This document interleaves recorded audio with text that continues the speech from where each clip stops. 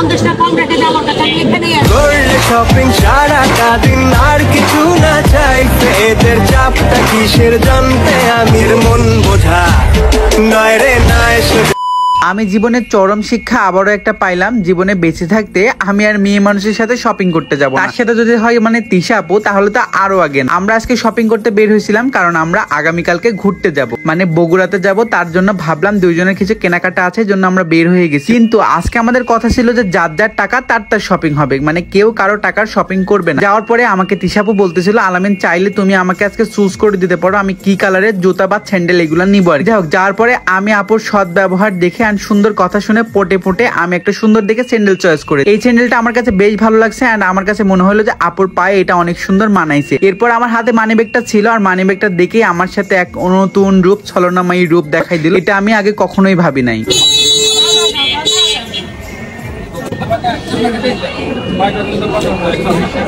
টাকাটা আছে, এটাও আমার। টাকা দিল কি? এই দোকানের নাম নিয়ে নেন, এই দোকানে কেউ স্যান্ডেল কিনতে আসবেন না। 50 টাকা কম রেখে আমার কাছে এখানেই আসবো। 50 টাকা বেশি রাখছে।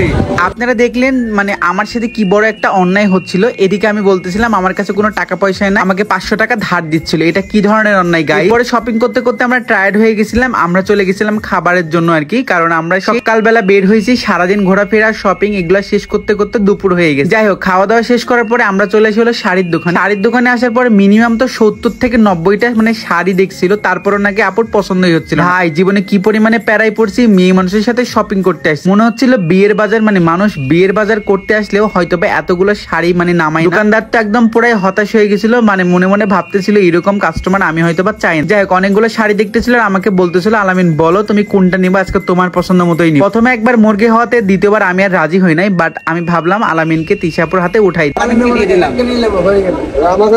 আমি খেত আলামিন নিব না। এটা আলামিন সিরিয়াসলি দেখি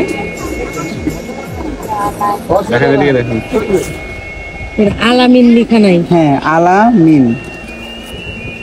এইবার আর টাকা পয়সা দিয়া না গাইস, এবার শাড়ির সাথে আলামিন লেখা ছিল, ওইটাই মানে তিশাপুর হাতে উঠাই দিল। কারণ একবার জীবনে মুরগি হয়েছি, সেকেন্ড টাইম আর মুরগি হইতে চাচ্ছি না। দেন আমরা চলে গেছিলাম হলো আরডি মার্কেটে, কারণ তিশাপুর শাড়ির সাথে ম্যাচিং করে হিয়ার দুল লাগবে, মানে কানের দুলগুলো লাগবে। ওখানে যেহেতু এক মহা বিপদ, একটার পর একটা দেখতেছিল কিন্তু কোনোটাই চয়েস হচ্ছিল না। আমাকে মাঝ রাস্তায় আয়না হাতে করে দাঁড়া করে দেখাই দিছিল যে কোনটা থেকে কোনটা নিবে, কোনটা বেশি সুন্দর লাগতেছিল। মানে ভাই আপনারা বুঝতেই পারতেছেন যে মেয়ে মানুষের সাথে শপিং করতে আসা কি বড় যন্ত্রণার একটা কাজ। এদিকে তো কেনাকাটা সবকিছু কমপ্লিট হয়ে গেছে প্রায়। আমি ব্যাগগুলো বলতেছিলাম এবার হাতে না, এইগুলাও হাতে নিবে না, মানে অনেক বড় একটা প্যারায় পড়ে গেছি। এইবার আমি চলে আসছিলাম আমার জন্য একটা 3/4 প্যান্ট কিনতে, বাট 3/4 প্যান্ট পাচ্ছিলাম না। ভাবলাম যে ফুল প্যান্ট গুলা কেটেই নিবো, কিন্তু এখানে এসেও শান্তি নাই। এখানে এসেও আপুর জন্য নিজের একটা শপিং করে নিল, বাট আমার আর কিছুই কিনা হলো, মানে 3/4 প্যান্টটাও আমার কিনা হলো না। ফাইনালি যাই হোক আমরা চলে গেছিলাম হলো একটা রেস্টুরেন্টে খাবার জন্য, বাট রেস্টুরেন্টে যে দেখি ওখানে মেলা হচ্ছে গাইস। আমি যেখানে যেখানে যাচ্ছি সব জায়গায় বিপদ। যাই হোক, সবকিছু শপিং কেনাকাটা শেষ হতে হতে আমাদের রাত হয়ে যায়, মানে দুপুর বেলা রাত্রেবেলা দুইটাই আমরা শপিং এ শেষ করে দিই। এন্ড এখানে যাওয়ার পরে দেখি তেহেরি দেখে তো আমার অনেক বেশি ইচ্ছা করতেছিল খাইতে, বাট আমরা অনেকগুলো তেহেরি অর্ডার দেওয়ার পর খাইতে বসার পর এখানে আমার সাথে দুর্নীতি হয়, আমার প্লেটের সব মাংসগুলো চুরি হয়ে যায়। যাই হোক গাইস, সারাটা দিন আমার এরকম করতে করতেই গেল, কিচ্ছু করার নাই। গাইস আমার ভিডিও আমার প্লেট থেকে অলরেডি